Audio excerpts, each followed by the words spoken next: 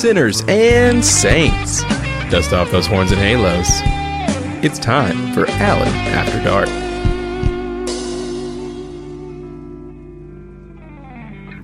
Sinners and saints, bitches, taints, sluts, whores, skanks, all my friends out there. This has been one hell of a week, I gotta say. And we'll start off with the man that was driving the gigantic Ford F-150 pickup truck with the extra large wheels. Honey, we already know that you have a teeny weeny shriveled little short dick.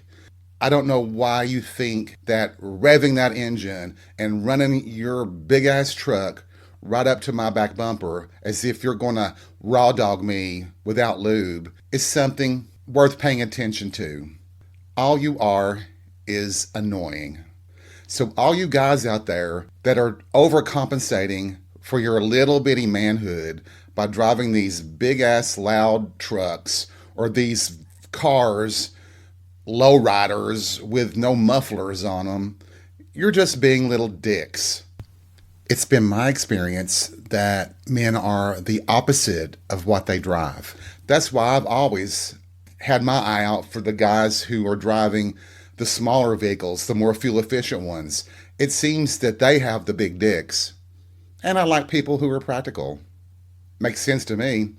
And I like my men to be practical and good looking and hot. Oh, God. Speaking of that, I can't believe, once again, I'm having troubles here at home. I don't think I mentioned the roof leak, but we won't talk about that. Anyway, I was moving furniture around the other day. I wanted to switch these two tables out to different walls. And when I pulled one of the tables away from the wall, I nearly had a heart attack.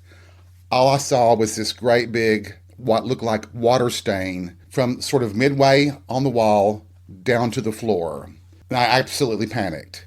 I felt on the wall and it felt dry. It wasn't wet. It looked like a stain and the floor is not wet. And if there was a leak, it would continue to get worse and worse and worse, wouldn't it? But I have the worst luck of anybody that can have luck. So I thought it's better safe than sorry. So I'll call my plumber, have them come out and just check, And let's call him Jake. Well, Jake had to be hot, didn't he? Of course he did, right? So anyway, he starts assessing it and looking at it, and he wants to check all avenues of water. So he wants to check the washer and dryer upstairs, the bathtub, the toilets, everything, just to see how the water runs and yada, yada, yada. And he gets back down to it, and he does the same thing that I did. He touches it, and then he actually puts a knife to it and says, see, it should be making an indention. I think this is really an old stain, and you're okay. But it's up to you. I can drill a hole and run a camera inside the wall, and we can see for sure if you want. And I'm like, okay, knowing my luck, I better do this because if I let him leave, there'll be something really wrong and the pipe will explode and the house will be flooded. So I said, yes, let's go ahead and do it. So he gets on about his work there and bringing a drill in and all this stuff. And I come back upstairs because it's the middle of the day and I need to be working. I hear the buzzing and everything. And then all of a sudden, I hear him stop. And then I hear, sir, I need to see you for a moment, please. And I'm like, oh, God, what the hell? I thought he's already discovered the leak. Well, when I get down there, he goes, well, the good news is that I don't believe you had a leak. But the bad news is I actually cut your line myself. So I'm going to have to repair it. And I was like, oh, what the fuck? And he said, I'm going to have to cut away a bigger portion of your wall to repair what I did. Okay. Anyway, he was complaining about it to himself, but he didn't realize how loud he was talking. So he had lost my trust by, cutting the line. So I was kind of going upstairs and downstairs, keeping an eye on him as he was working on repairing the pipe. So apparently at one point, he didn't see me come down and sit on the couch. And he's over there, and I hear him grunting as he's trying to make this adjustment and reattach everything. And he's, uh, uh, and then he says, "God damn it, cocksucker." I'm sorry, what? Cocksucker. It's not something you normally hear from a plumber, now is it? So I stood up from the couch, I walked around to the side where he was, and I said, "You rang?" I'm just kidding. I didn't do that, for God's sake. No, I didn't. That would make for a good porn, though, wouldn't it? And he was fucking hot. And at one point, I did have to help him. I had to hold the light up so he could see into the wall to do this fix that he so desperately needed to do. And so a 15-minute thing turned out to be 3 hours. Ruined half the day. Now I've got this big gaping hole in my wall that I have to get repaired. And I hope whoever comes to fix it, I hope they're willing to be paid with Nature's credit card, because that might be how we have to pay that. I'd be willing, honestly. Oh God, you would have too. Well, let me describe him. He was very lean, like a swimmer's body. He had a little bit longer hair that was sort of a reddish blonde tint, a mustache. His skin looked like he had been out in the sun, like he had a bit of a tan. But, with people who have blonde and reddish hair, it looks more like a sunburn than it does a tan. And I have to say, he reminded me of one of my cousins when he was younger. And no, we're not going to get into the cousin fantasy bullshit tonight. Okay, sinners and saints, so get that out of your heads. But anyway, that would make for a fantasy too. But I think there's been about 1 million of those kinds of porn films too, right? The handyman, the plumber, a carpenter, dog catcher, whatever. Anyway, that's been my week up until this point. So as the weekend is drawing upon us, yeah, I'll be going to happy hour, whether you all like it or not.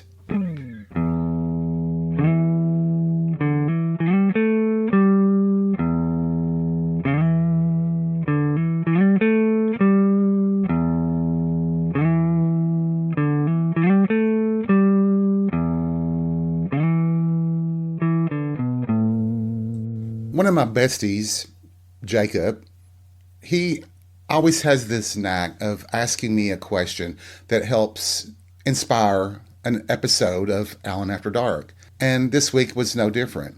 He was curious about me as a gay man and how I feel about our culture now versus when I was younger. As I've grown up in this country, experiencing all the highs and the lows that the gay community has had to endure.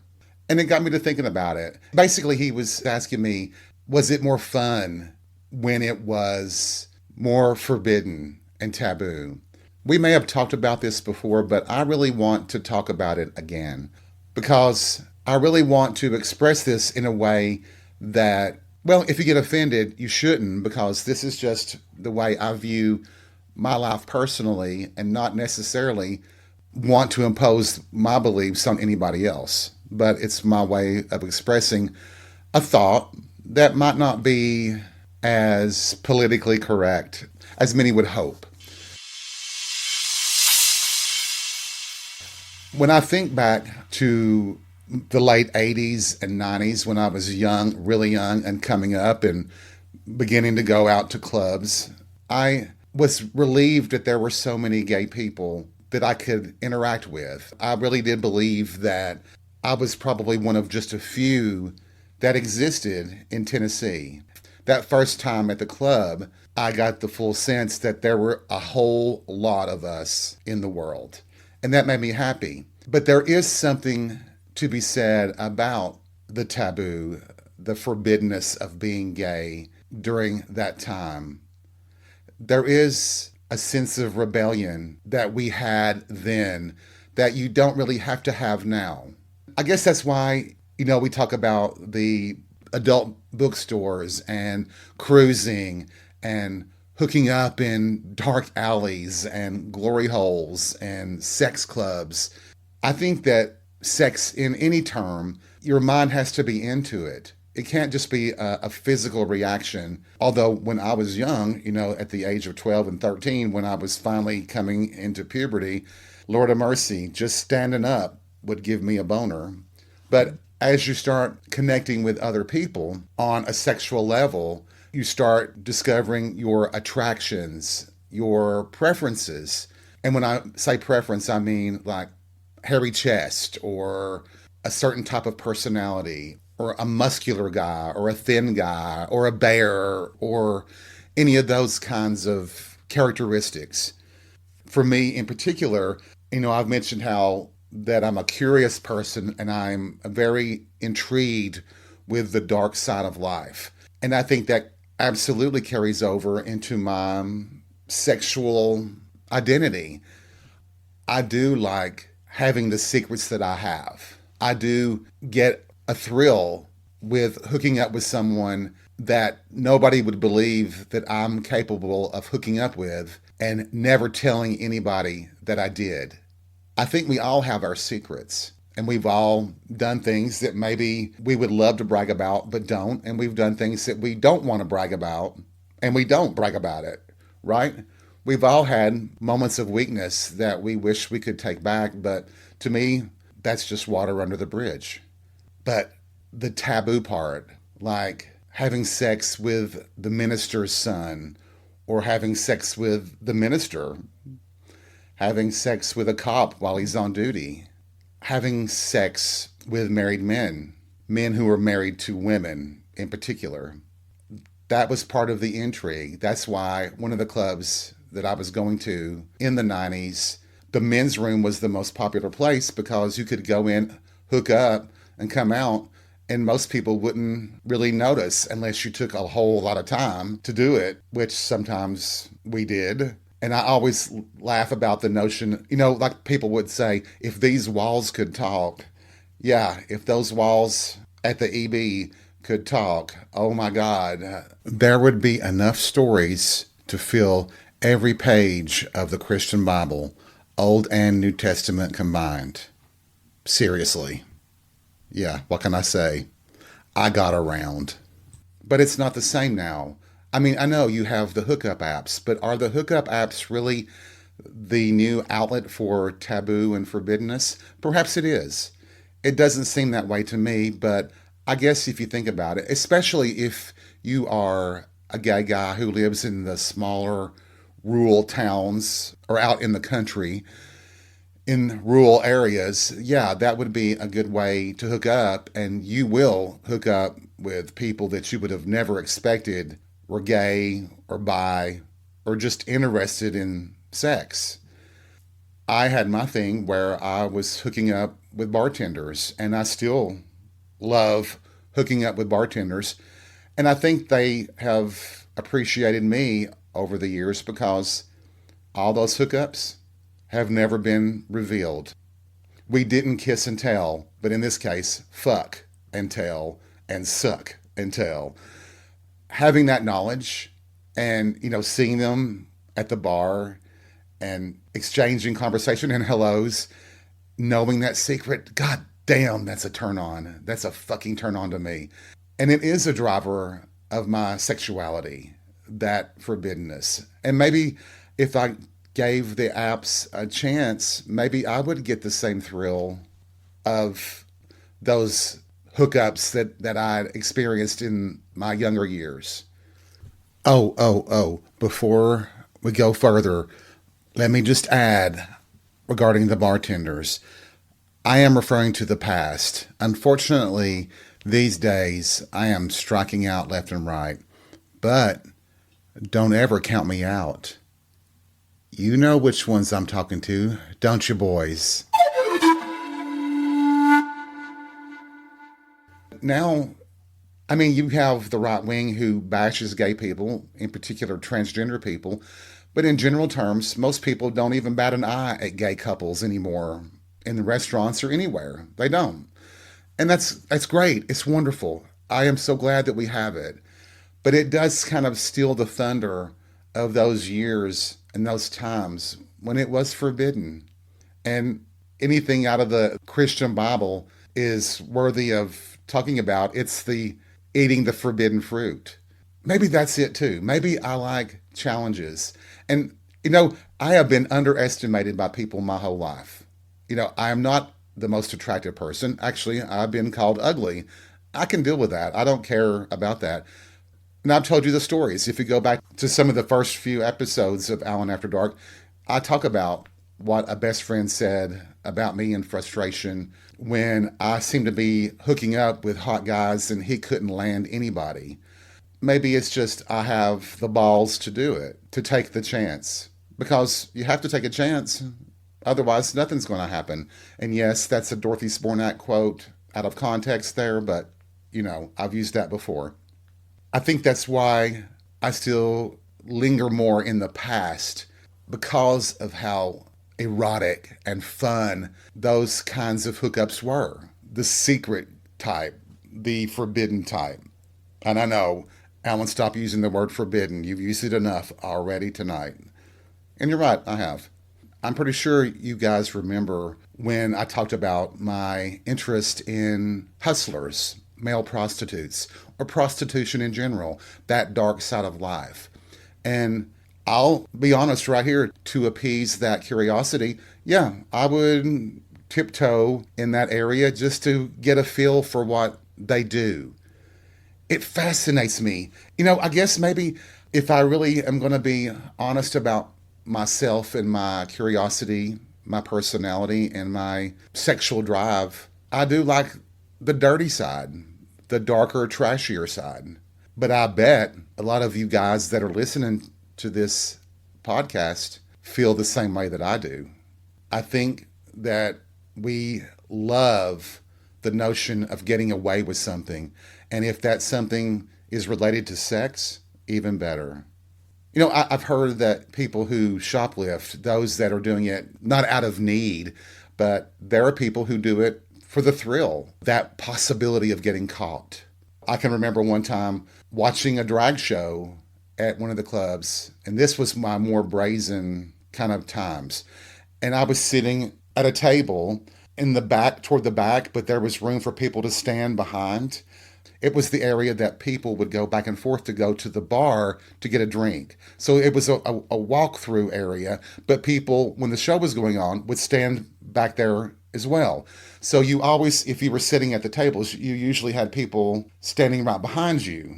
Well, I had my arms kind of laying across the back of the chairs beside me. I had friends that were sitting beside me, but I was just trying to stretch my arms and chill a little bit. And I looked up, and it was one of the guys standing behind me was a guy that I thought was hot as fuck. And he was standing right basically where my elbow was. And I literally just slid my arm back, and I used my elbow to rub against his crotch. And I was rubbing against it, and all he had to do would be step back one step or punch me in the head. Well, he didn't. He stood there and let me rub against his crotch. And I could feel him getting hard as I did it. It's things like that that really turn me on. Full confession, I am getting turned on right now just talking about it and remembering that night. But I was that brazen, that ballsy then. Because I was, coming out. I was new to all that as far as the club experiences. And I dove in head first, and I wanted to be as wild and crazy as any guy had ever been in that kind of environment. And yes, I had watched gay porn before I ever went to a bar or anything, so I probably had a misguided notion of how people behave, but I don't think I hurt anybody by doing what I did. And he wasn't in a relationship or anything. And even if he was, what the fuck does that matter as far as I'm concerned when I'm just seeking out an adventure, a good time? So having said all that, I really am happy with the lives that we're able to live now, openly and freely, and being part of our communities, even as gay people, not pretending, not hiding. But I'm telling you, all you young men and women out there, there really was something about those forbidden times and how being defiant and rebellious, made for some really good, hot sex.